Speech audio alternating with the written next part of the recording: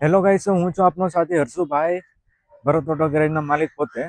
અને હવે આપણે આજે જઈએ છીએ સુરત, જે દિલ્હીથી BS6ની ટ્રેનિંગ માટે સાહેબ આવે છે.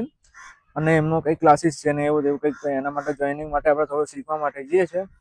અને હાલમાં આવી જાય છે આપણે ગોધરા, અને હવે આવીને મચાવશું ખુલ્લેઆમ ધૂમ મચાવીશું. તમે તમારા ભાઈને સપોર્ટ કરો. અને હવે આપણે જવાય BS6ની ટ્રેનિંગ પૂરી કરીને લગભગ સમથિંગ પહેલી બીજી તારીખે આપણે આવી જશું પાછા પીપલોદમાં.